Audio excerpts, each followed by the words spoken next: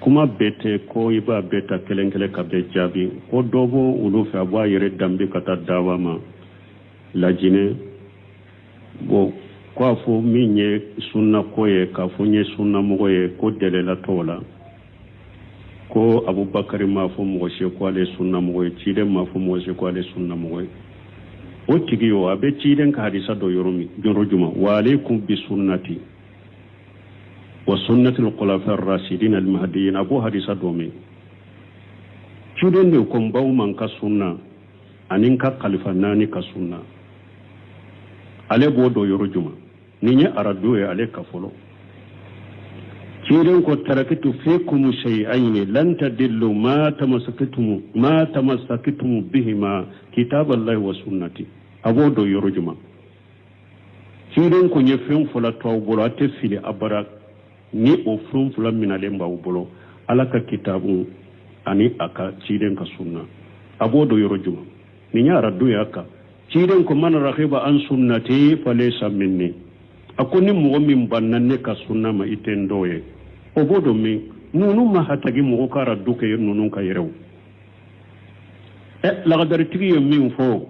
la yahillu lahu an yafala fi hatta ya'lama hukm Allah fihi wa yasal hatta ya'lama hukm Allah fihi wa yasal al ulama wa yaqtadi bil muttabi'in li sunnati Muhammad sallallahu alaihi wasallam abodo yorujuma ninye farafina be fiqh kitabu mununka ben nindo yorujuma ni arisalati ko wala yakmul qawlu al-iman illa bin niyya wala al-qawlu wan niyya illa bil amali wala al-qawl wan niyya wal amal illa bi muwafaqati sunnati rasulullah sallallahu alaihi wasallam abodo yorojuma nunu majji yare ko mo kan nunu jabi mbe fenyinina mbe kachinyalila do wato ala abwabi jahannama wala ni kira munun be jahannama dinga dala nunu nya wulu do ye doro ando atigi jabi ni minye o ye nunu de kasurnya o ko fe min fo ni ale ka nyin kali jabu temena anni aisha radhiyallahu anha qalat man ahaddathaka anna muhammad sallallahu alaihi wasallam ara rabbahu faqad kajaba wa huwa yaqulu la tudrikuhu al-absar ومن حدثك أنه يعلم الغيب فقد كذب وهو يقول لا يعلم الغيب إلا الله أي ني حديث دفو لا يعلم الغيب إلا الله رواه البخاري أم باشتكو أكون مغو يا فويه وچيدن كسرنا يلا ياتي على واتي ينقلون تي ko ciiden yere de ko la tadrukuhu al absar qur'an aya kono ko nyete ala yajiya kono me mumunu ba yalla gara akoni mo minya afiye fana ko ciiden be ko dogolen do atigi yangalon tige ciiden yere de ko la ya'lamu al ghaiba illa allah akum mo shite ko dogolen do ni alate ala yere ko qur'an kono قل لا يعلم من في السماوات والأرض الغيب إلا الله أنا كوتشيد ما فهم غويه مغسيت سانك بولون فلالا مغسيت دوما فلون فلالا من بكود دغولين دوني على تي حرب جمانا يلا كحكلين من دي النوما وكسبالي ni مغو بسيكي كود دغولين كفو نبن نينكي نبن نينكي وكسبالي مغسيت كود دغولين دوني على كلمة بوتي et puis mo shi kana ala boy ka kola chide minye chide nye atumbe aka duawula sogoma duawu ula fe duawu ya hayyu ya qayyum birahmatika astaqis aslihu thaniya kullahu wala takilni ila nafsi tarfatayn chiden tumba fo yantigi ala masamminye masa nyana malenye na tesa masamminye e jolem beni damfem be ka koye nka ko be nyanye kaninka ko to nyere bolo nyatu na yele nya komi hake kaninka ko to nyere bolo nye chide nyere mo de be chigi an ka jamana kono konnin ko masina ne ba ke ndala ko do ala yere la hawla wala quwwata illa billah inna lillahi wa inna ilayhi raji'un mo ka sabali nin ko sugu be u ka dogo ka kɛ jamana la ni an ka jamanaw ɲɔgɔnna tɛ hari bi ni mɔgɔ de bɛ sigi diɲɛ taara ɲɛfɛ cogo min hadamadenw hakiliw yɛrɛ la cogo min harisa ni mɔgɔ de b'a sigi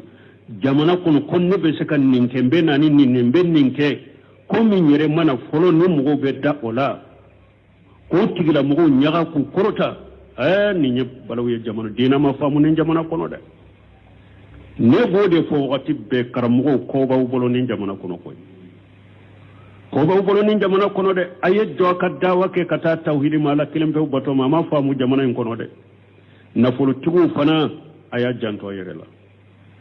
ciden ko lan tazula qadama abdu yawm alqiyamah hatta yusal an arba'i an umurihi fima funahu wa an ilmi fima fala fihi wa an jismi fima ablahu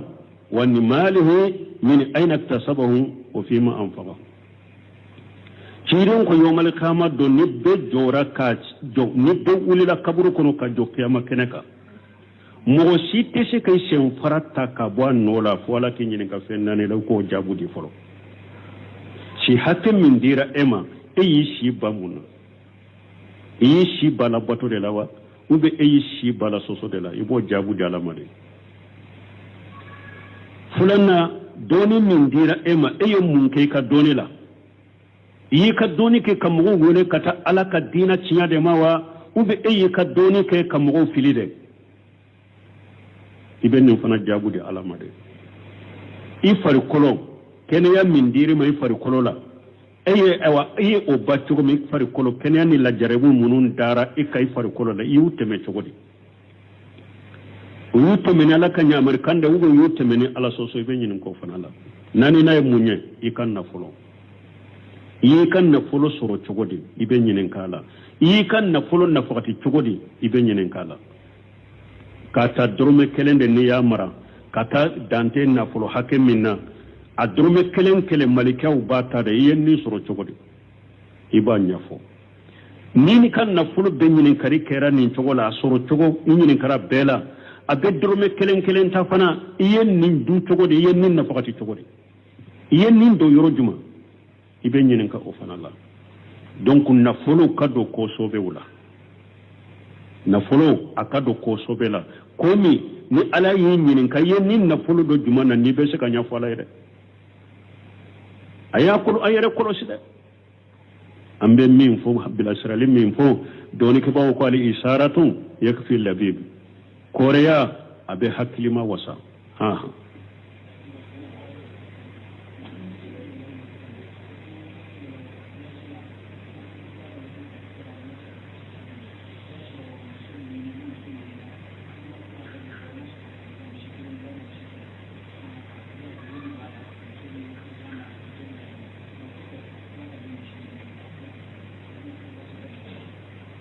ko dɔ ko furusiri cogo dɔ bɛ olu fɛ ni muso furusirila i b'a sɔrɔ furu nafolo ye misiw de a kɛra misi kelen ye ou bien misi fila u juru bɛ dɔ furu cɛ la kɔfɛ a bɛ naanu i m'o de fɔ baasi tɛ nin na furu bɛ se ka siri i bɛ dɔɔnin ka furumuso in k'a sɔrɔ furu nafolo yɛrɛ ma fɔ ka sɔrɔ a ma bɔ mais furu kɔni tɛ se ka ɲɛ fo furu nafolo ka bɔ o de y'a to furu saratiw furu nafolo tɛ compter olu la mais wajibi do ka bɔ furu la mais a tɛ furu saratiw la aw tafrudu lahunna farida o de y'a to kuranna kɔnɔ ala ko u bɛ muso minnu n'a ma furu nafolo fɔ u la n'a ye furu siri a ma furu nafolo fɔ donc o y'a yira furu bɛ se ka siri ka sɔrɔ furu nafolo tɛ fɔ mais a tɛ se ka fɔ de n ye muso di ma furu nafolo t'a la o de tɛ se ka kɛ mais furu bɛ se ka siri a ma furu nafolo hakɛ fɔ furu bɛ se ka siri ka sɔrɔ furu nafolo dɔrɔmɛ kelen ma bɔ a bɛ don juru la a bɛ don ni muso ye baasi t'a la dɔɔnikɛbaaw ko o de y'a to maharu le musili maharu misiliha o fɔra yɔrɔ jumɛn fiqhu kitabuw la ni hadisaw la o ye de muso mun ka furu siri la furu nafolo ma fɔ bon a cɛ fatura fana k'a ka furu nafolo ka muso ka furu nafolo juru to a la dɔɔnikɛbaaw ko ni muso sani cɛ ka tiɲɛ ka tila ni muso ka furu nafolo bɛ bɔ nafolo la fɔlɔ k'a d'a ma sani tiɲɛ ka tila joli be dama maharu misliha na yasuru hakke mafo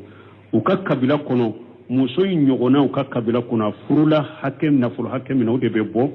cheka nafulu la kadama maharu misliha wala bashi tenena na ba bonni aya soro ni ewa ni ka fo ewa furu nafulu tala no o mafo jurude do ni abena sara bashi tola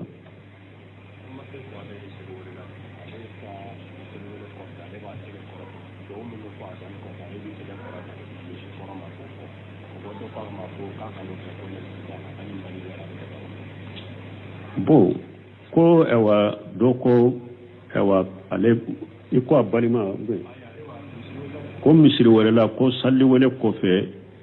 ko ale ba bolo fula korokota salli wala ani salli kortache parce que ciden ko duawu yorodo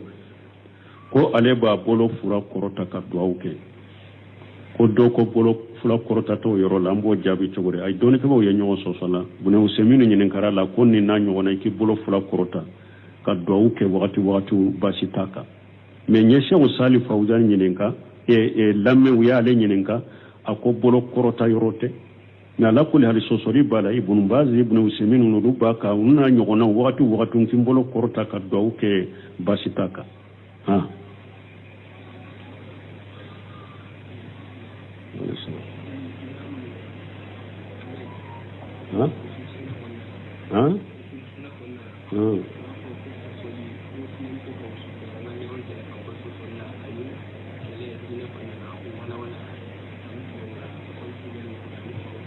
bo ko abe usulu sunna imamuna ahmadu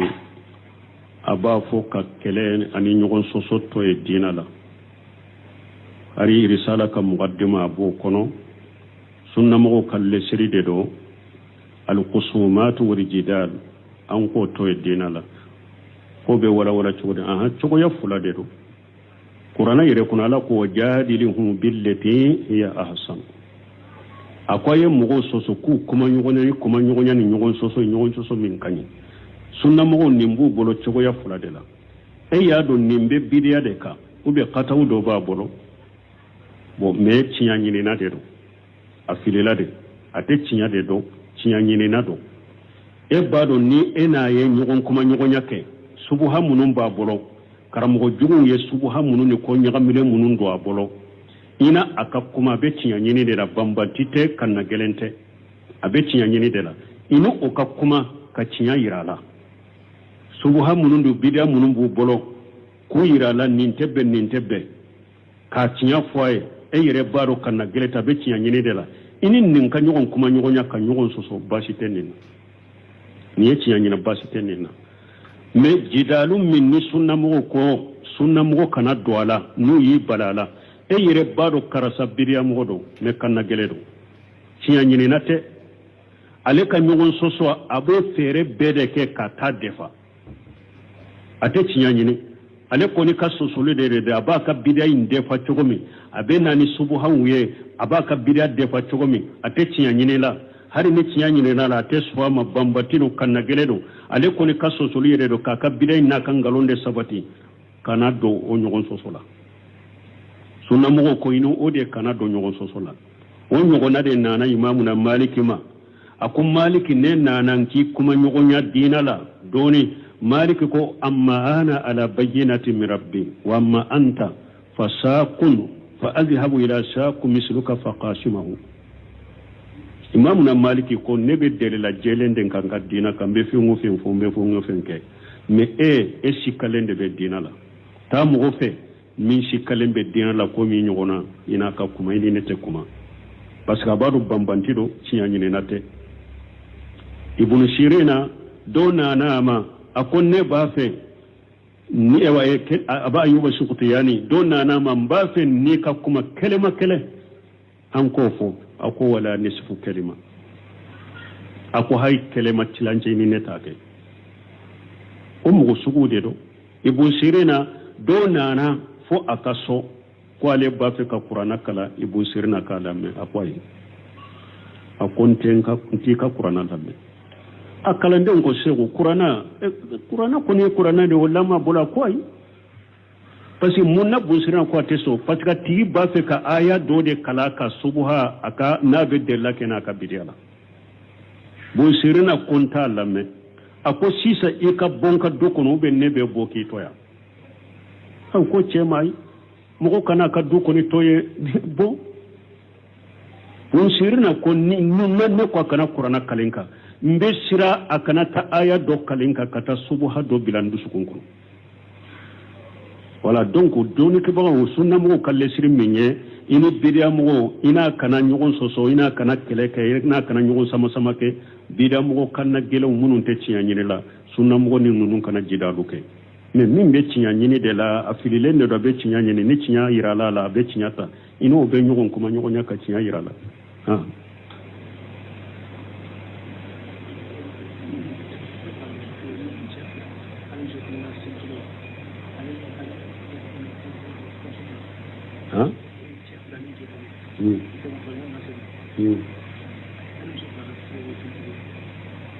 muso fula doro n'u bɛ saliya bon ko cɛ fula ani muso kɛlɛ k'u ka sali cogo cɛ fula alimami bɛ jɔ cɛ filanan bɛ jɔ alimami kelen na muso b'u kɔfɛ hali ni muso kɛlɛ de don ale bɛ kɛ safa de ani cɛ tɛ kɛ safa hali ɲini ka muso i ka so kɔnɔ n'a wulila ko a bɛ nafila dɔ kɛ ɲɔgɔn fɛ e b'a ɲɛfɛ a b'i kɔfɛ a tɛ jɔ i kɛrɛfɛ dɛ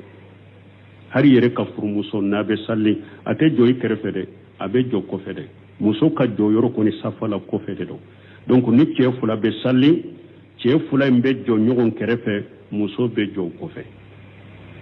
donc Anas ibn Malik y'o de fɔ a ko olu ni ciden salira ko ale ni ciden ko ale bɛ ciden ewa nkɛnɛ la ale ni yatime dɔ ko olu bɛ ciden kɔfɛ ko muso ko bɛ olu kɔfɛ ni ye hadisa de wala muso kɔni ta ye kɔfɛ la de wala ni muso fila bɛ sali ɲɔgɔn fɛ u bɛ jɔ ɲɔgɔn kɛrɛfɛ alimami bɛ kɛ ewa jɔ muso bɛ kɛ a kini la ni muso jamakulu de don ni muso dɔ bɛ sali n'u ye a bɛ jɔ safa fɔlɔ camancɛ la a tɛ tɛmɛ u ɲɛ komi cɛw ka alimami bɛ tɛmɛ cogo min muso ka alimami tɛ tɛmɛ cogo la dɛ hali n'u muso dama de bɛ sali ɲɔgɔn fɛ yɔrɔ la a bɛ daga u ka jama sali kɛ mais muso min bɛ k'u ka alimami ye safa fɔlɔ camancɛ a bɛ jɔ yen dɛ han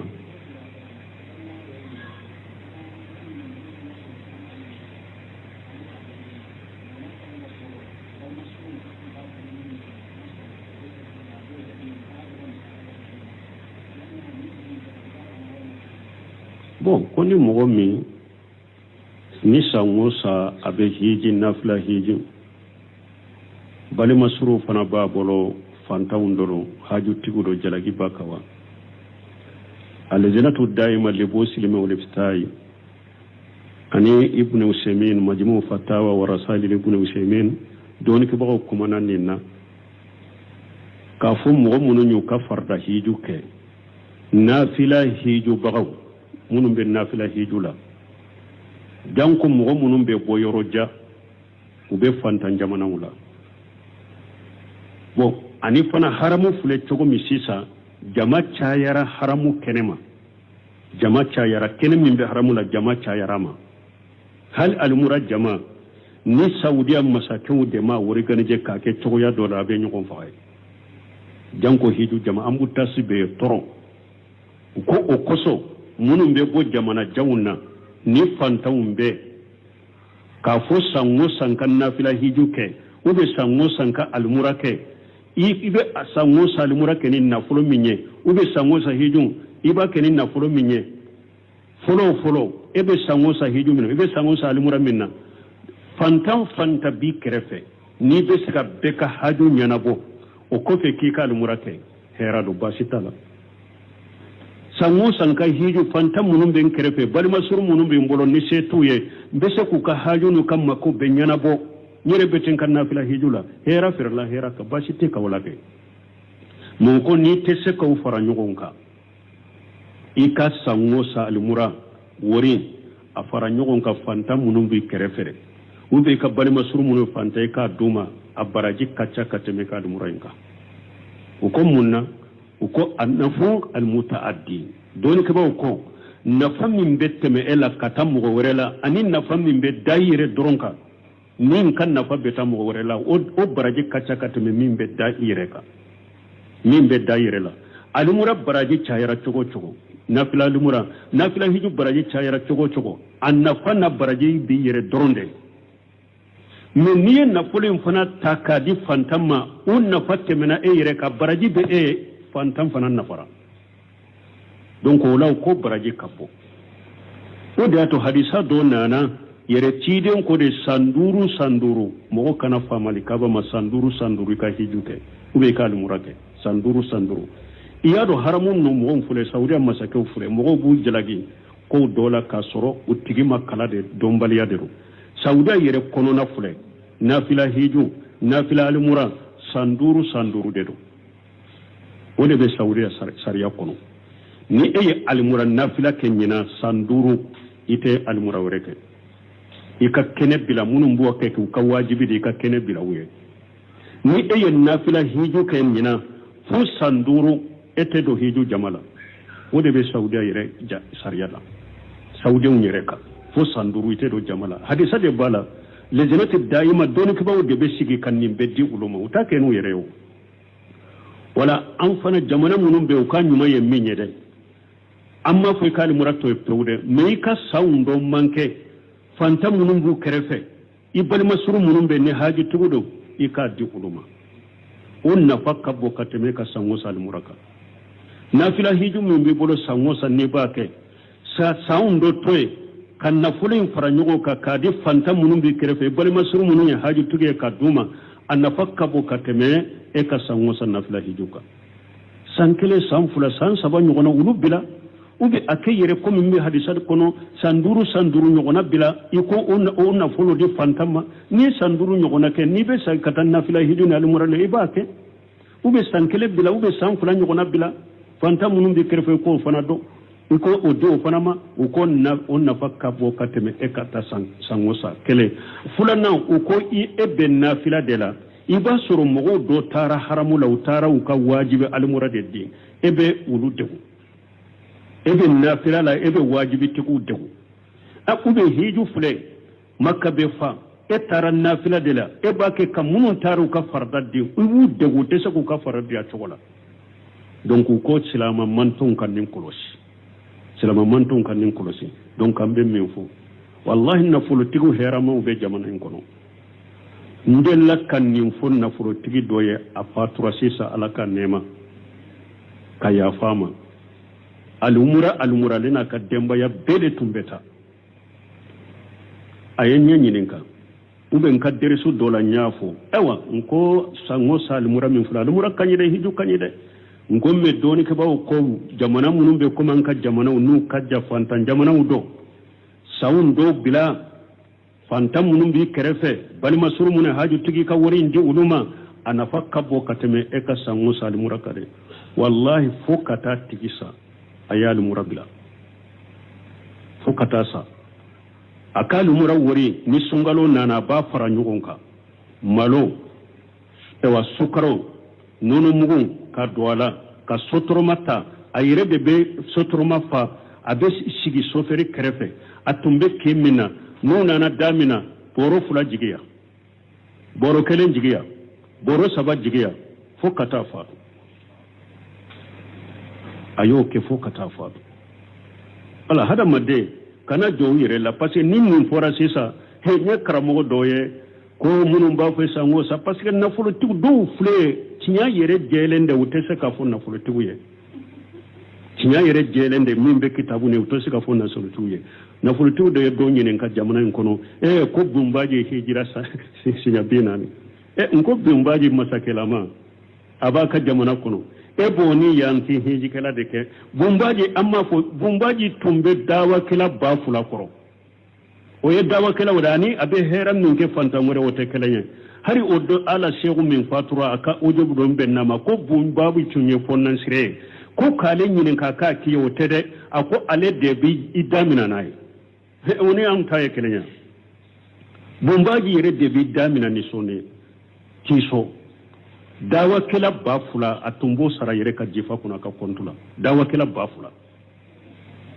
yala emi ba wa fatawa ke ewa doni ke ba ewa na politiki minyo ko bumbaji ye ewa hiju binani ko ayal murabbinani ko me atumbe dawa kila ba fula min koro ka jonu ka musaka be atigi bolawa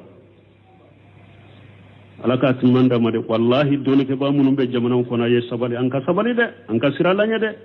doni ke ba be fatawa min e ma ilamul muwaqqin bul qaymu ye kitabu dilaninka e min be fatawala ka alaka kuma wuse ka cirin ka kuma wuse ako ba ke ka sinye turu de ke ala nola ilamul muwaqqi'in fatawa tigi mufti ba ke ka sinye turu de ke ala nola i janto yere la de ni fe sinye ala nola ka soro ala mofiye lagaro be ke togodi donc alaka hakki mandama amma fu mo kana kalum na fula amru amma fu na fula hiju kana ke me sawun do kabila mbe jamanan fanta mo do be ka kala ndo be ge kala yorola kalan saratu fa bolo sango sa almura jamana kono ube almura ke ka bom misiri kono ka misiri alimami to wallahi haraka sungal musaka a jorolendo alebeta kelembeta million duru dukana abe salli alimami min ko be baso wallahi haraka sukarata bolo jamana kono ya law ye heray ambe ala delalaka hakki manda ma inshallah subhanakallahumma rabbuna bihamdika ashhadu an la ilaha illa anta min delaka ni meddo ne ba kelende la ba hakketo cheikh muhammadu silla afatura afana tunye karamo ala ko la yaqafu fi llahi lawmatallahi cinyala tesira ala ko la tesira jere kala si jalake ndella kamela madmaka be wajulila jumanye ako jamana kan na folotiki ako sango safule almura minni hiduna fila minna ni aye hari sankelen ta fara nyogonka ka jamiya do jo jamana in kono dina kala nyuman ka ke akono akausa kan nafila almura ni mamaru silla della kame akelen de la jamana in kono ayen nimfo alaka nu benema alaka nu hinna alaka yafuma subhanakallahumma rabbuna bihamdika ashhadu an la ilaha illa anta astaghfiruka wa atubu ilaik. بسم الله الرحمن الرحيم الحمد لله الذي أنزل على عبده الكتاب ولم يجعل له عوجا قيما لينذر بأسا شديدا من لدنه ويبشر المؤمنين الذين يعملون الصالحات أن لهم أجرا حسنا ماكثين فيه أبدا وينذر الذين قالوا اتخذ الله ولدا ما لهم به من علم ولا لآبائهم كبرت كلمة تخرج من أفواههم إن يقولون إلا كذبا فلعلك باقع نفسك على آثارهم إن لم يؤمنوا بهذا الحديث أسفا إنا جعلنا ما على الأرض زينة لها لنبلوهم أيهم أحسن عملا وإنا لجاعلون ما عليها صعيدا جرزا أم حسبت أن أصحاب الكهف والرقيم كانوا من آياتنا عجبا إذ أوى الفتية إلى الكهف فقالوا ربنا آتنا من لدنك رحمة وهيئ لنا من أمرنا رشدا فضربنا على آذانهم في الكهف سنين عددا ثم بعثناهم لنعلم أي الحزبين أحصى لما لبثوا أمدا نحن نقص عليك نبأهم بالحق إنهم فتية آمنوا بربهم وزدناهم هدى وربطنا على قلوبهم إذ قاموا فقالوا ربنا رب السماوات والأرض لن ندعو من دونه إلها لقد قلنا إذا شططا هؤلاء قوم اتخذوا من دونه آلهة لولا يأتون عليهم بسلطان بين فمن أظلم ممن افترى على الله كذبا وإذ اعتزلتموهم وما يعبدون إلا الله فأووا إلى الكهف ينشر لكم ربكم من رحمته ويهيئ لكم من أمركم مرفقا وترى الشمس إذا طلعت تزاور عن كهفهم ذات اليمين وإذا غربت تقرضهم ذات الشمال وهم في فجوة منه ذلك من آيات الله من يهد الله فهو المهتد ومن يضلل فلن تجد له وليا مرشدا وتحسبهم أيقاظا وهم رقود ونقلبهم ذات اليمين وذات الشمال وكلبهم